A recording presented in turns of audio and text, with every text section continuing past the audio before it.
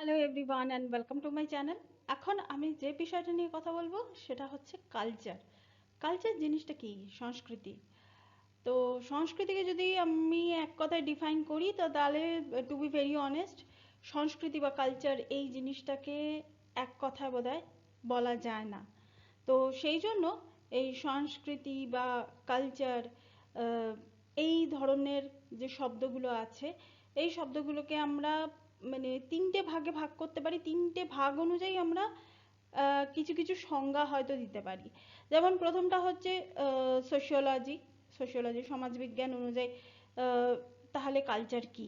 Culture হচ্ছে সমাজবিজ্ঞান অনুযায়ী এমন একটা জিনিস, মানে কালচার সমাজবিজ্ঞান অনুযায়ী অনেকটা লার্জ স্কেলে তৈরি হওয়া, বিভিন্ন মানুষের, মানে যেখানে ডাইভার্সিফিকেশন আছে, বিভিন্ন মানুষের সমস্ত রকমের ভাষা হোক, বর্ণ হোক, মানে তাদের নিজস্ব উৎসব হোক, সেই সব জিনিসের আদান প্রদান, বিভিন্ন রকমের কালচারাল সেরিমনিতে অ্যাটেন্ড করা, এই সব জিনিসগুলো, এই যে কালচারাল ভ্যালুস, এই সব জিনিসগুলো হচ্ছে মানে অ্যাকর্ডিং টু সোশিওলজি, মানে তাকে আমরা কালচারকে এইভাবে ডিফাইন করতে পারি।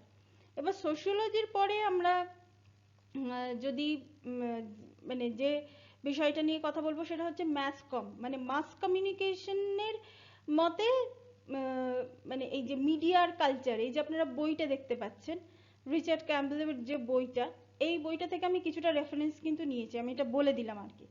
তো এখানে ম্যাস কমের যে বই, মানে বইতে এখানে যেটা আছে যে মানুষের ব্যবহার, মানুষের যে যে ভ্যালুসগুলো আছে, মানুষের বিশ্বাস যেগুলো আছে, মানুষের অ্যাটিটিউড, এই সমস্ত জিনিস নিয়ে হচ্ছে কালচার। কালচার তৈরি হয়। কালচারটা কিন্তু ধরুন আমার বাড়িতে, আমার বাড়ির সামনে একজন, আমি বাঙালি, আমার বাড়ির সামনে একজন পাঞ্জাবি থাকে। কালচারটা মানে কিন্তু এটা নয় যে আমি তাদের কোনো উৎসবে গেলাম, মানে বা তারা আমাদের বাড়িতে কোনো উৎসবে এলো, এই অবধি কিন্তু সীমিত নয়। কালচারাল ব্যাপারটা হচ্ছে তাদের ব্যবহার আমাদের ব্যবহারের মধ্যেও কিন্তু একটা আদান প্রদান হয়। তারপর তাদের ভ্যালুস, তাদের যে মূল্যবোধ, যে অনেকে বলে না যে আমাদের ইয়েতে এই জিনিসটা হয়, আমাদের ওতে ওই জিনিসটা হয়। তো এই যে জিনিসগুলো থাকে, এই যে মূল্যবোধ, মূল্যবোধের আদান প্রদানও কিন্তু হয়।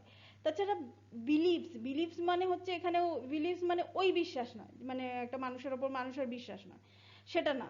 আমি ছোটবেলা থেকে কি জিনিসের ওপর বিশ্বাস করে আমি বড় হয়েছি, কিসের ওপর বিশ্বাস করে আমি বড় হয়েছি, সেটা হচ্ছে বিলিভস।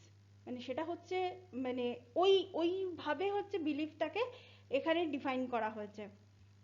আর এছাড়া হচ্ছে অ্যাটিটিউড। অ্যাটিটিউড মানে যেটা আমরা সবাই জানি আচরণ। এই যে এই আচরণগুলো, এই আচরণগুলো আমি একরকম আচরণ করি, আমার বাড়িতে যারা আছে তারা বিভিন্ন মানুষ বিভিন্ন রকমের আচরণ করে। আমি যদি এক্সাম্পলস দিই যে সবচেয়ে বড় পার্থক্য আমার আর আমার ভাইয়ের আচরণের মধ্যে বিশাল বড় পার্থক্য আছে। তো সেই সব জিনিসগুলো একরকম, মানে একই বাড়িতে থাকি কিন্তু দুজনের আচরণের মধ্যে তফাৎ আছে। এরপর যদি আমরা সামনের বাড়ি, ধরুন সেই পাঞ্জাবি বাড়িটাতে যদি চলে যাই, তাদেরও মধ্যে কিন্তু ওই একই বাড়িতে অনেক মানুষ থাকে, তাদের মধ্যে কিন্তু আচরণগত তফাৎ থাকে। এবার আমরা যখন তাদের বাড়িতে যাচ্ছি, আমরা কিন্তু দেখতে পাচ্ছি ধরুন ওই বাড়িতে বাড়ির কর্তা আছে, গিন্নি আছে, তাদের ছেলে আছে, মেয়ে আছে, এই চারজনের আচরণটাই কিন্তু আমরা দেখছি। আমরা কিন্তু নট অনলি একজনের আচরণ দেখছি, এটা কিন্তু নয়। তো সেই হিসাবে according to media and culture যদি আমি বলি, মানে মাস কমিউনিকেশনের ভাষা অনুযায়ী কালচারটাকে কিন্তু এইভাবে ডিফাইন করা হয়। তার মানে আপনারা একটা জিনিস বুঝতে পারছেন, সোশিওলজি হয়ে গেল, ম্যাস কম হয়ে গেল, আমরা কিন্তু বেসিক্যালি কালচারের যে অ্যাকর্ডিং টু যে মানে ডিসিশন বলছি, সরি, ডেফিনেশন, কালচারের যে ডেফিনেশন, সেটা কিন্তু আমরা মানে আমরা দিতে পারি না, কোনো সেক্টরই দিতে পারে না কালচারের ডেফিনেশনটা ওইভাবে, মানে এক কথায় বলে দেওয়া। এরপর যদি আমি আসি কালচার এবং সাইকোলজি, আমি এই বইটা থেকেও রেফারেন্স নিয়েছি, বইটা দেখিয়ে দিলাম। তো কালচার অ্যান্ড সাইকোলজির ক্ষেত্রে সাইকোলজি অনুযায়ী কালচারটাকে আমরা কিভাবে ডিফাইন করব, এই যে আমি যে একটু আগে বললাম যে পরস্পর দুটো বাড়ির মধ্যে যে ভ্যালুস, মূল্যবোধ, বিশ্বাস, হ্যাঁ আর একটা জিনিস আছে সেটা হচ্ছে ল্যাঙ্গুয়েজ। এই ল্যাঙ্গুয়েজের মধ্যে যে আদান প্রদানগুলো হচ্ছে, যে আসা যাওয়া, মানে এই জিনিসগুলো যে হচ্ছে, তো এইগুলো কিন্তু একটা সাইকোলজিক্যাল আপনার ওপর কিন্তু এফেক্ট পড়ে, মানে ফেলবে, ডেফিনেটলি ফেলবে। তো একজন বাঙালি বাড়িতে যদি একজন পাঞ্জাবি বাড়ির মেয়ে যদি বউ হয়ে আসে, তাহলে আমাদের আচরণটা তার ওপর সাইকোলজিক্যালি কিছু এফেক্ট ফেলবে, তার আচরণটাও কিন্তু আমাদের ওপর সাইকোলজিক্যালি এফেক্ট ফেলবে। তাছাড়া ল্যাঙ্গুয়েজ, ল্যাঙ্গুয়েজ একটা কিন্তু বড় ব্যাপার। মানে সে তার ল্যাঙ্গুয়েজ, সে তো চট করে, মানে সে একটা বাঙালি বাড়িতে বউ হয়ে এলো বলে সে তো চট করে তার ল্যাঙ্গুয়েজটা ছাড়তে পারবে না, বা আমরাও কিন্তু চট করে তার ল্যাঙ্গুয়েজটা আমরা অ্যাডাপ্ট করতে পারবো না। তো সেই হিসাবে ল্যাঙ্গুয়েজ, তো এই সমস্ত জিনিস নিয়ে, এই বিলিভস, ভ্যালুস, ল্যাঙ্গুয়েজ, এই সমস্ত জিনিস মানে সাইকোলজিক্যালি আমাদেরকে কতখানি প্রভাবিত করছে, সেটা নিয়েই হচ্ছে কালচার। তাহলে আমরা কালচার বলতে আমরা কি বুঝলাম?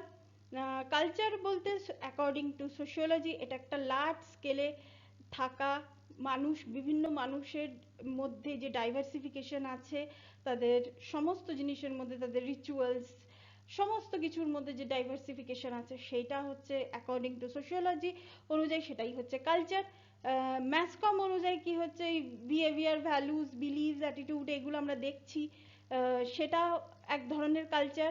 অন্য অন্য ক্ষেত্রে আমরা যেগুলো দেখছি, আবার এই এই জিনিসগুলোই, এই বিলিভস, ভ্যালুস, অ্যাটিটিউড, ল্যাঙ্গুয়েজ, এই জিনিসগুলোই যখন আমাদের ওপর সাইকোলজিক্যালি যখন এফেক্ট করছে, তখন হচ্ছে কালচার অ্যান্ড সাইকোলজি। তো এটাই হচ্ছে কালচার। এবং কালচারের ডেফিনেশন, থ্যাংক ইউ বলার আগে একটা কথা বলে দিই, যে কালচারের ডেফিনেশন দেওয়ার অর্থ হচ্ছে যে আমাদের বিভিন্ন ধর্মের মানুষ বা বিভিন্ন এই সংস্কৃতিকে বহন করে চলছে মানুষ আমাদের কিন্তু ভারতবর্ষে আছেন।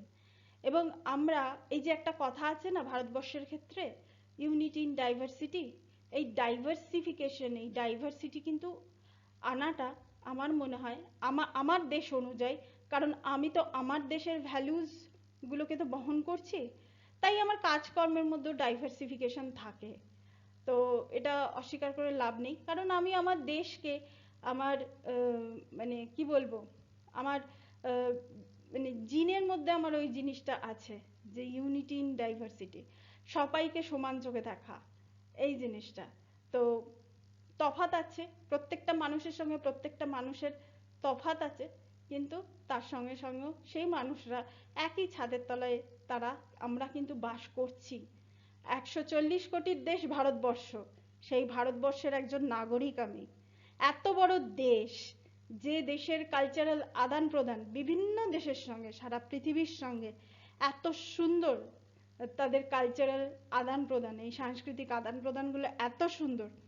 তো এই সুন্দর আদান প্রদানের একটা ছোট্ট অংশ হিসেবে যদি আমি কালচারাল আদান প্রদান, এই জিনিসটা যদি আমি করতে পারি, তাহলে তো আমি নিজেকে, মানে সত্যি আমার মনে হবে যে এটা ঈশ্বরের আশীর্বাদ আমার কাছে। তো এটাই, মানে এটাই ছিল আমার ভিডিও, এটাই হচ্ছে culture. Thank you so much, that's all. Please keep watching and please subscribe my channel. Till then, goodbye.